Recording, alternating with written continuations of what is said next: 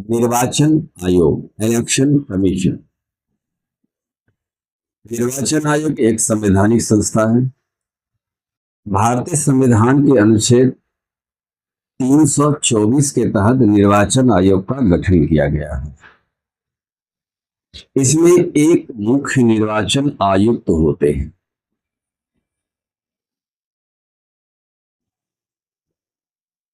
और दो अतिरिक्त आयुक्त होते हैं।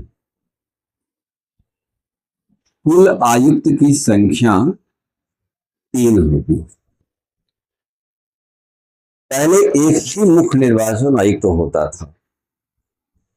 जब 1989 में टीएन शेषन अपनी प्रभावकारी भूमिका को दिखाने लगे और संविधान को लागू करने की बात करने लगे,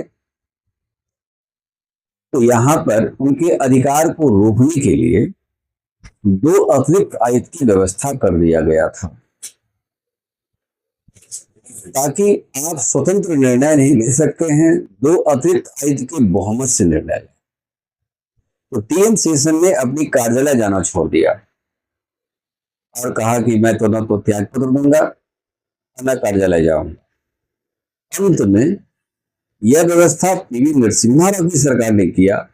1993 में एक अध्यादेश जारी करते हैं, तो 1994 में लाया कि 3 आयुक्त होंगे, लेकिन मुख्य निर्वाचन आयुक्त इसके अध्यक्ष की भूमिका में, निर्वाचन आयोग के अध्यक्ष की भूमिका में कार्य करेंगे। तो 3 आयुक्त की व्यवस्था अब से चल रही है। हालांकि निर्वाचन आयुक्त की नई नियुक्ति करने के संदर्भ में सुप्रीम कोर्ट ने हालिया एक रिपोर्ट दिया कि एक समिति का गठन किया जाएगा, जिसमें प्रधानमंत्री, लोकसभा के प्रतिपक्ष का नेता और सुप्रीम कोर्ट के चीफ जस्टिस। इस पर वर्तमान मोदी सरकार ने इसका विरोध किया। नवीन संसद भवन जब शिफ्ट हुआ है, इसमें यही एक पहला प्रस्ताव लाया गया था कि 3 सदस्यीय आयुक्त, 3 आयुक्त की नियुक्ति एक समिति की सिफारिश पर किया जाएगा। इस समिति में अध्यक्ष होंगे, नंबर 1 अध्यक्ष प्रधानमंत्री हो जाएंगे, प्रधानमंत्री को रखा गया। दूसरा, लोकसभा का प्रतिपक्ष का नेता होगा, जो प्रतिपक्ष का नेता होगा, इसमें यह भी कहा गया कि यदि प्रतिपक्ष का नेता नहीं होगा तो लोकसभा में सत्तारूढ़ दल के बाद जो बड़ा दल होगा, जो विपक्ष की भूमिका निभाएगा, उसके नेता को इसका सदस्य बनाएंगे। तीसरा, कैबिनेट स्तर का कोई एक मंत्री होंगे, तो कैबिनेट स्तर का एक मंत्री इसमें से रहेंगे, एक मंत्री। यही समिति होगी और इसी समिति के सिफारिश पर राष्ट्रपति, ये जब सिफारिश देता है तो सिफारिश के आधार पर राष्ट्रपति नियुक्ति करेंगे। तो राष्ट्रपति नियुक्ति करेंगे इस समिति के सिफारिश पर, 3 सदस्यीय समिति होगी। अब सवाल कि निर्वाचन आयोग का कार्य क्या है। आयोग का कार्य है राष्ट्रपति यानी president, vice president, Lok Sabha, Rajya Sabha, Vidhan Sabha, Vidhan Parishad के सदस्यों का समयानुकूल निर्वाचन, निर्देशन और समन्वय स्थापित करना, यानी कोऑर्डिनेशन का कार्य करना। दूसरा काम है इनका कि वोटर लिस्ट की समीक्षा करना। उसके बाद समय समय पर चुनाव का जब वक्त आता है तो वोटर लिस्ट की समीक्षा करना। जो व्यक्ति दुनिया को छोड़ के चले गए उसका नाम हटाना। जो व्यक्ति नवीन 18 वर्ष के हुए हैं उनकी सदस्यता इस मतदाता सूची में नाम दर्ज करना। दूसरा बात है कि जितने राजनीतिक दल होंगे तो राजनीतिक दल का चुनाव चिन्ह आवंटित करना, तो चुनाव चिन्ह आवंटित करना ये निर्वाचन आयोग का मुख्य कार्य के दायरे में आता है, ताकि इन सभी का समयानुकूल निर्वाचन, निर्देशन और समन्वय स्थापित हो सके। पहले एक्ट को देख लीजिए। इसी के भीतर यह भी व्यवस्था है कि यदि ये संविधान की मर्यादा का हनन करेंगे निर्वाचन आयुक्त, तो सुप्रीम कोर्ट के जस्टिस की तरह इन्हें पदमुक्त किया जाता है। यह संसद द्वारा लाया जाएगा प्रस्ताव। संसद का कोई भी सदन में प्रस्ताव सबसे पहले जा सकती है, लेकिन जो पहला सदन होगा उसके उसमें यदि लोकसभा होता है पहला सदन तो 100 सदस्य, और राज्यसभा यदि पहली सदन होती है तो 50 सदस्य के लिखित आधार बनाते हुए इस सदन के पीठासीन पदाधिकारी को सूचित करें। अर्थात लोकसभा है तो लोकसभा के अध्यक्ष को, राज्यसभा है तो राज्यसभा के सभापति को। उसके बाद एक कमेटी गठन होगा और कमेटी इस बात की जांच करेगी कि कहां तक आरोप सही है। पहली सदन ही इस बात की पूरा करेगी। अपने उपस्थित मतदान करने वाले सदस्य की 2/3 बहुमत से पास कर दिया जाएगा दोनों सदन द्वारा। राष्ट्रपति उन्हें बर्खास्त कर रहे हैं।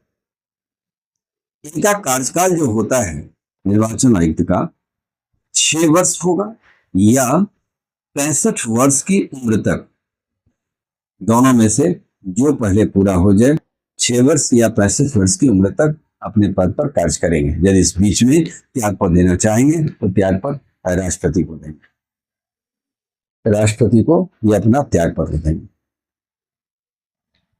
अब आगे इस बात को देखिए, एक्ट 325 कहता है तो वोटर लिस्ट, सीधा आप शॉर्ट में इसको याद रखें। वोटर लिस्ट इसमें आता है धर्म, जाति, वंश, जन्म स्थान, इनमें से किसी भी आधार पर वोटर लिस्ट बनाने में भेदभाव नहीं किया जाता है। और ये अपना वोटर लिस्ट में नाम दर्ज करना, फिर इसके बाद दिया इसी में कि मतदाता पहचान पत्र देना। मतदाता पहचान पत्र भी आपको देना पड़ता है। तो मतदाता पहचान पत्र भारत सरकार ही बनाकर, निर्वाचन आयोग ही बनाकर देती है। एक पहचान आपका आधार यह भी बन जाता है।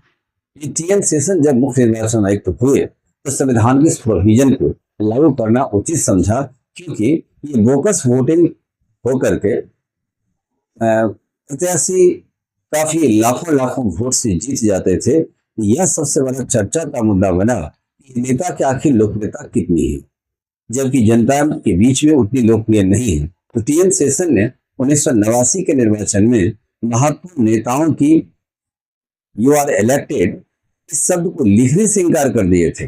लास्ट उसका वेरिफिकेशन करने के बाद उसने ऑब्जेक्शन नहीं डाला, लेकिन संविधान को इम्प्लीमेंट करने का आधार बनाया कि हम पहचान पत्र मतदाता का बनाएंगे। हालांकि सरकार उस समय थोड़ा सा अपने को असमर्थता जाहिर किया था कि इतने लोगों का वोट का पहचान पत्र बनाना, इस पर जनता का एक बहुत बड़ा, देश का, सरकार का बहुत बड़ा खर्च बढ़ेगा। लेकिन संविधान लागू करना उचित समझा। टीएन शेषन अपने बातों पर अड़े रहे, जनता को पहचान पत्र मिला 325 के बाद। 326 कहता है मतदाता की योग्यता की जिक्र किया गया है और यह प्रत्येक वयस्क व्यक्ति एक वोट देने का अधिकार रखता है, जिसमें भारत का नागरिक हो, उम्र 18 वर्ष पूरी होनी चाहिए और लगातार दिवालिया नहीं हो। इस प्रकार से वो भी व्यक्ति भारत की मतदाता बन सकते हैं। 327 इसके भीतर में निर्धारण किया गया कि परिसीमन आयोग की व्यवस्था होगी और यह परिसीमन आयोग भारत में उस हर राज्य के लिए अलग होगा। एक व्यक्ति अध्यक्ष होते हैं और दूसरा होता है लोकसभा के 5 सदस्य, राज्यसभा के, विधानसभा के 5 सदस्य होते हैं। निर्वाचन आयोग जब रिपोर्ट देती है, जब ये रिपोर्ट देंगे निर्वाचन आयोग को, इसे संसद के पटल पर रखवाया जाएगा। लेकिन परिसीमन आयोग की रिपोर्ट पर हस्तक्षेप करने का अधिकार संसद को नहीं होता, न ही संसद इसमें संशोधन कर सकती है। जैसे पहले लोकसभा के भीतर विधानसभा क्षेत्र का परिसीमन होता है। एक भूगोल और भूगोल में रहने वाले आबादी, ये आबादी का आधार बनाया जाता है और एक निश्चित एक रेखा से घेरा जाता है, यानी एक आवंटित की जाती है। यह एमपी क्षेत्र एक एमपी क्षेत्र हुआ या एक विधानसभा क्षेत्र हुआ, जिसमें निचली चीजों को ही लेकर के आधार बनाया जाता है। यदि नदियां बहती है तो नदियां मान लो कि पूर्वी और पश्चिमी होगा, पूर्वी पश्चिमी, दक्षिणी या उत्तरी होगा, दक्षिणी उत्तरी, इस प्रकार से इसका सीमा रेखा का निर्धारण होता है। भारत में परिसीमन आयोग का गठन सबसे पहले 1952 में किया गया, फिर 1962 में, फिर 1972 में, फिर 2002 में। इसके बाद अभी तक गठित नहीं हुई, लेकिन 2026 में नवीन परिसीमन आयोग का गठन होगा। नवीन परिसीमन आयोग यह कार्य करेगी। इसी में महिला को भी 33% आरक्षण विधानसभा और लोकसभा में देने की बात कही गई है। 330 के तहत SC/ST का निर्धारण परिसीमन आयोग भी करती है और किसी सीट को SC/ST घोषित भी करती है। हालांकि जो सीट रिजर्व है, रिजर्व सीटों की संख्या बड़ी है, लेकिन जो सीट रिजर्व है वो चलता ही आ रहा है। लेकिन अब उसमें एक आयोग का भी सुझाव था कि इस सीट को बदला जाए, क्योंकि हर क्षेत्र में सामाजिक समता और सामाजिक न्याय की स्थापना हो, लेकिन अभी तक इसमें कोई परिवर्तन नहीं हुआ। जैसे लोकसभा में SC के लिए 84 स्थान, ST के लिए 79 स्थान आरक्षित है। विधानसभा में राज्य की आबादी पर निर्भर करेगा। जैसे उदाहरण बिहार में 38 अनुसूचित जाति और 2 अनुसूचित जनजाति के लिए स्थान आरक्षित है। तो इस प्रकार अभी 331 और 333 अभी प्रभावहीन है, क्योंकि इसमें आंग्ल भारतीय सदस्यों को जो मनोनीत लोकसभा या विधानसभा में की जाती थी, यह प्रावधान फिलहाल खत्म कर दी गई। यह संवैधानिक आयाम था इस परिसीमन आयोग से संबंधित। इसके भीतर जो कॉन्सेप्ट जो क्वेश्चन पूछी जाती है, हम फिर इसकी दूसरी क्लास में चर्चा करेंगे। अभी फिलहाल यहीं तक। कुछ क्वेश्चन पूछना है आप लोगों को? चलो, निर्वाचन आयोग से संबंधित कुछ बात ऐसा है जो एक संज्ञान में रहना चाहिए। जनप्रतिनिधित्व अधिनियम 1951, जनप्रतिनिधित्व अधिनियम 1951, इसमें यह संशोधन किया गया 1996 में, 1996 में, कि एक व्यक्ति 2 से अधिक स्थान पर चुनाव ना लड़े। कारण जो शीर्ष नेतृत्व किसी राजनीतिक दल का करते हैं, मुझे लगता है कि चुनाव का माहौल कुछ हमारे पक्ष में नहीं आ रहा है, हम हार सकते हैं, तो 2 स्थान पर चुनाव लड़ लेते हैं। यदि 2 स्थान पर जीत जाते हैं, दोनों ही स्थान पर, एक स्थान को छोड़ देते हैं, उपचुनाव कराना होता है 6 महीने के भीतर में। उपचुनाव में देश में ज्यादा खर्चा होता है। इस विषय पर सुप्रीम कोर्ट से लेकर निर्वाचन आयोग ने भी गंभीर चिंता व्यक्त की। समय समय पर यह कमेटी, TN सेशन समिति ने भी कहा, एक व्यक्ति को 1 से अधिक स्थान पर चुनाव लड़ना ही नहीं चाहिए। लेकिन 1996 के अधिनियम में एक प्रावधान था, उसमें यह बात कहा गया, एक व्यक्ति 2 स्थान तक ही चुनाव लड़ सकता है। लेकिन भारत के कुछ नेता ऐसे भी हुए जो 3-3 स्थान पर चुनाव मैदान में उतरे और वहां जीत और कामयाबी भी मिलता रहा। अब देखिए, कुछ नेता ऐसे हैं जो चुनाव लड़े हैं, 2 या 2 से अधिक स्थान पर चुनाव लड़े हैं। देखिए, सबसे अधिक चुनाव लड़ने का कार्य बीजू पटनायक साहब का। विधानसभा चुनाव में वो 4 स्थान पर चुनाव लड़े। स्वाभाविक है कि देश में कानून बनना चाहिए इस प्रकार का। 1996 के बाद आप एक व्यक्ति 2 ही स्थान पर चुनाव लड़ेंगे, यह संशोधन किया चुका है। अब देखिए कि इसके इतिहास को खंगालते हैं कि कौन कौन नेता 2 या 2 से अधिक स्थान पर चुनाव लड़ा है। NT रामाराव 1983 में, 1983 में 2 स्थान पर लड़े, विधानसभा चुनाव लड़े। NT रामाराव फिल्म की रानी, फिल्म जगत में थे। सती सावित्री में यमराज की भूमिका में थे और फिल्म काफी हिट किया था। फिर राजनीति के मैदान में आए और वहां काफी एक चेहते सितारे के रूप में उभर कर आए। तो इस प्रकार से NT रामाराव 2 स्थान पर विधानसभा में 83 में लड़े थे और दोनों स्थान पर दर्ज कर लिए थे। फिर NT रामाराव फिर 85 में 3 विधानसभा चुनाव में लड़ा था। बीजू पटनायक 1971 में 4 सीट पर विधानसभा चुनाव लड़े थे।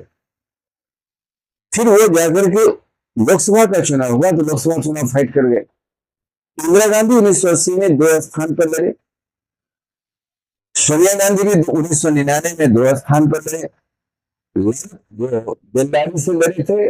और उत्तर प्रदेश के आपके इंदिरा गांधी का जो क्षेत्र था, क्या नाम था, रायबरेली, रायबरेली से लड़े थे, दोनों स्थान जीत गए थे और वहां से सुषमा स्वराज को हराए थे कर्नाटक से, बेल्लारी से।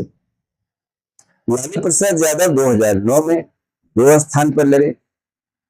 ये बिहार के छपरा से भी लड़े, सारण सीट से, और एक मधेपुरा से भी लड़े, दोनों स्थान पर जीत दर्ज कर लिए थे।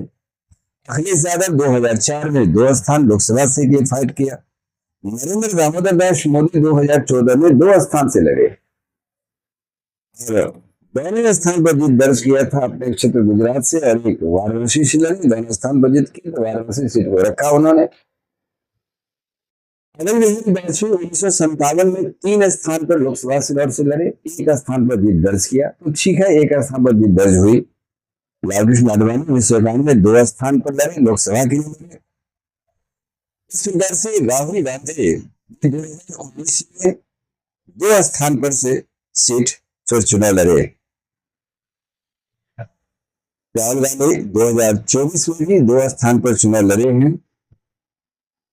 राजनीतिक दल जिसको कोई दल को मान्यता राष्ट्रीय दल या प्रांतीय दल के रूप में कैसे मिलता है, जरा इसको देखिए।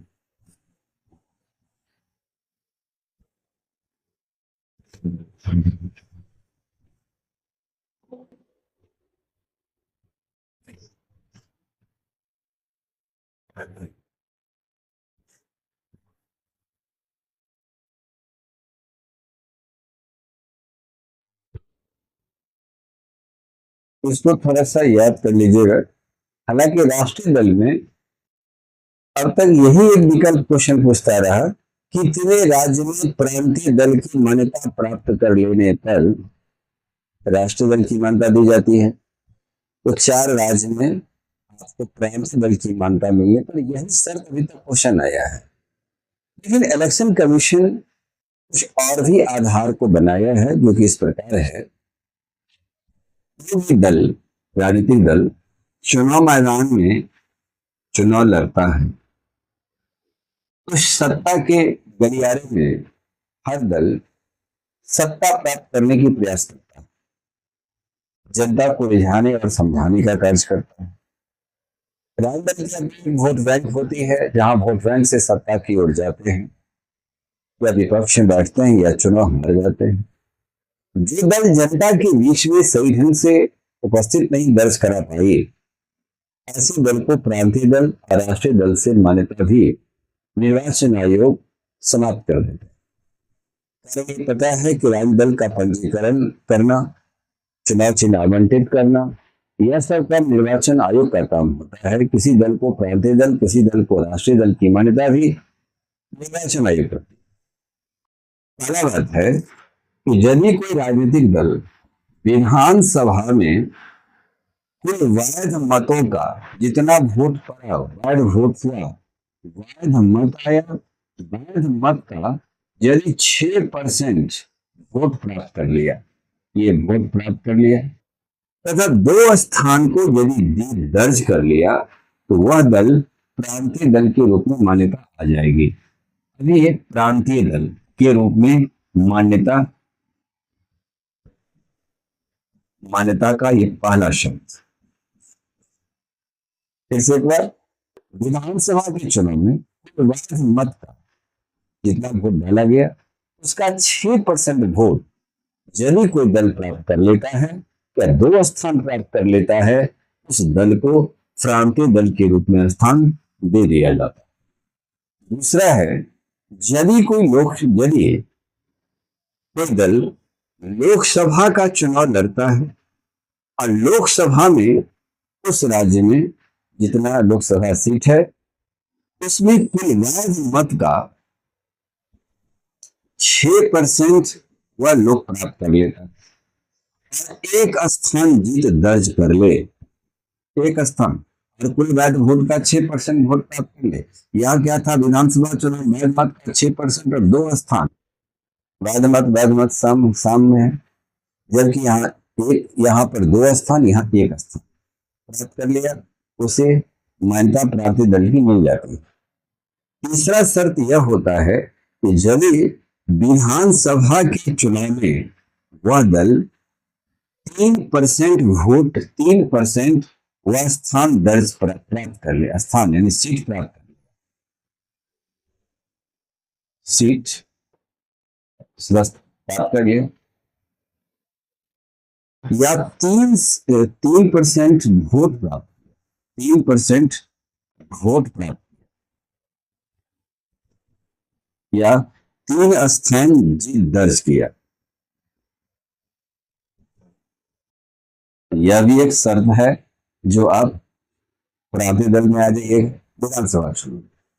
लेकिन लोकसभा चुनाव में एक शर्त इसके साथ रखा जाता है कि लोकसभा चुनाव में 25 सीट के अनुपात में 1 स्थान जीत दर्ज किया, जीत दर्ज किया तो आपको यह स्थान मिलेगा प्रांतीय दल।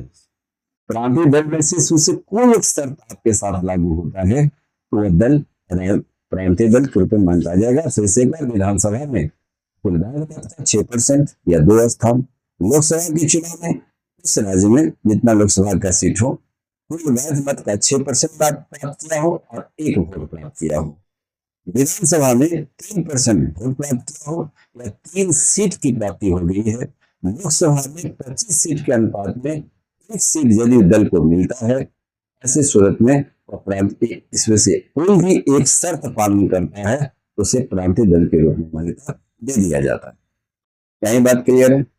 प्रांतीय दल क्लियर है? प्रांतीय दल क्लियर है? इसको केवल इधर उधर नहीं करना है। 6% विधानसभा चुनाव सीट कितना? 2। लोकसभा वैध वोट कितना? 6% सीट कितना? 1। तीसरा विधानसभा में 3% वोट या 3 सीट मिल जाता है। लोकसभा में 25 सीट के अनुपात में 1 सीट मिलता है, यानी 25 सीट के अनुपात में 1 सीट मिल गया तो आप प्रांतीय दल के रूप में आ गया। मतलब 4 शर्त तो है कि 4 शर्त यदि आपको मिल जाता है प्रांतीय दल आ गया। प्रांतीय इसको हटा रहे हैं क्या? राष्ट्रीय दल के रूप में उसकी मान्यता कैसे मिलती है किसी भी पॉलिटिकल पार्टी को? तो राष्ट्रीय स्तर में सही बात है कि 4 राज्य में यदि प्रांतीय दल आपको मिल जाता है तो आप स्थान दर्ज कर लेते हैं राष्ट्रीय स्तर पर।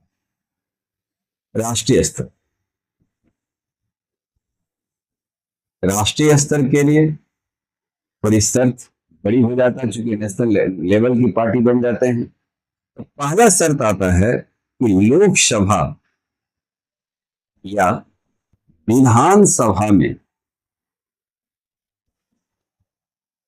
4 सीट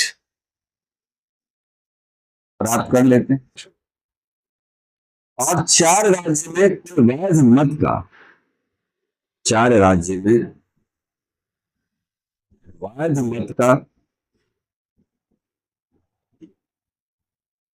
यह 6% वोट प्राप्त कर लेते हैं। एक शर्त 4 राज्य का मौका आ गया यहाँ पर। दूसरा होता है कि लोकसभा में आप 2% सीट प्राप्त कर लेते हैं और 3 सीट जो है यह आपको विभिन्न राज्यों से होना चाहिए। विभिन्न राज्यों से होना चाहिए, एक ही राज्य से मिलने से नहीं होगा। तब आप प्रांतीय दल के शर्त में आ गए। 3 सीट आपको विभिन्न राज्यों से मिल गया। उसके बाद शर्त है कि 4 राज्य में आपको जो शर्त है प्रांतीय दल का वह प्रांतीय दल के रूप में मिल गया है। आपका पार्टी राष्ट्रीय स्तर की पार्टी बन जाएगी। जब राष्ट्रीय स्तर की पार्टी बनेगा तो संपूर्ण भारत में एक चुनाव चिन्ह पर वह दल चुनाव फाइट कर सकता। बात क्लियर? क्या क्लियर है? लोकसभा या विधानसभा में 4 सीट या 4 राज्य में वैध मत का 6% वोट प्राप्त कर लिया हो। दूसरा, लोकसभा में 2% सीट प्राप्त कर लिया है। यह 3 सीट विभिन्न राज्यों से प्राप्त किया है। 4 राज्य में प्रांतीय दल के रूप में मान्यता मिल चुका है, उससे राष्ट्रीय दल के रूप में मान्यता दे दिया जाता है। अब आप देखे होंगे कि राष्ट्रीय दल के रूप में मान्यता मिलती है। अब भारत के कितने दल ऐसे हैं जिसको राष्ट्रीय दल वर्तमान में मान्यता है? अब आप लोगों को नाम बताना होगा। राष्ट्रीय दल वर्तमान में क्योंकि कुछ दल को वर्तमान में शर्त लागू नहीं होने पर राष्ट्रीय दल की पार्टी से हटा दिया गया। तो नंबर 1 सबसे पुराना पार्टी में अखिल भारतीय कांग्रेस। कांग्रेस, इसका चुनाव चिन्ह क्या है? पंजाब शेख, पंजाब साहब। 1980, इससे पहले कांग्रेस का चुनाव चिन्ह क्या था? गाय बछड़े को दूध पिलाते हैं, ऐसा बोला। दूसरा भाजपा। भाजपा का चुनाव चिन्ह ब्लैक एंड व्हाइट कमल। भाजपा 6 अप्रैल 1980 को रामलीला मैदान दिल्ली में यह गठित होती है। इसके अध्यक्ष अटल बिहारी वाजपेयी थे। इस अभी वर्ल्ड का सबसे बड़ा पार्टी है, भारत का तो पार्टी है। तीसरा बहुजन समाज पार्टी। बहुजन समाज पार्टी, तो बहुजन समाज पार्टी, इसका चुनाव चिन्ह कब था, क्या था? हाथी। चौथा भारतीय कम्युनिस्ट मार्क्सवादी। हाँ, भारतीय कम्युनिस्ट पार्टी मार्क्सवादी। कम्युनिस्ट पार्टी मार्क्सवादी। लेकिन भारतीय कम्युनिस्ट पार्टी को अभी राष्ट्रीय दल से हटा दिया गया है, लेकिन भारतीय कम्युनिस्ट पार्टी मार्क्सवादी जो है इसको मान्यता है। पांचवा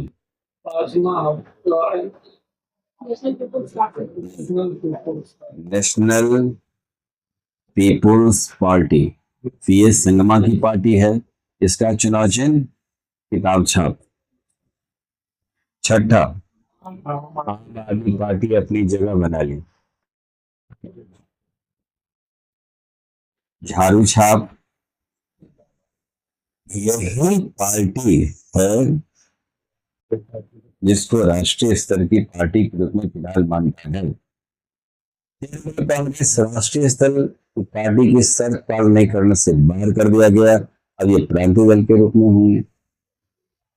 दूसरा, राष्ट्रवादी कांग्रेस शरद पवार गुट जो है, जिसका चुनाव चिन्ह घड़ी छाप है, उसी भी राष्ट्रीय दल की पार्टी से बाहर दिखा दिया गया। भारतीय कम्युनिस्ट पार्टी को भी राष्ट्रीय दल की पार्टी से बाहर कर दिया गया है। वर्तमान में 6 दल ऐसे हैं जिसको राष्ट्रीय दल के रूप में मान्यता प्राप्त है। इस दल में देखा जाए तो सबसे अमीर दल कौन है? अमीर दल जिसके पास सबसे अधिक पैसा है, भाजपा। हाँ, 197.12 करोड़ रुपया इसके पास में सबसे अधिक है। दूसरा तृणमूल कांग्रेस, और तृणमूल कांग्रेस दूसरा स्थान पर है। कांग्रेस से थोड़ा सा ही अंतर है इसका, 54.75 करोड़। तीसरा स्थान पर अखिल भारतीय कांग्रेस, और कांग्रेस का जो है 54.28 करोड़ रुपया। 1 2 3 इस पार्टी को याद रखेंगे। 1 2 3 इस पार्टी में स्थान इसका रहेगा। फिर समय आज बहुत हो चुका है, तो फिर हम लोग कल इसका चर्चा करेंगे आगे की रणनीति।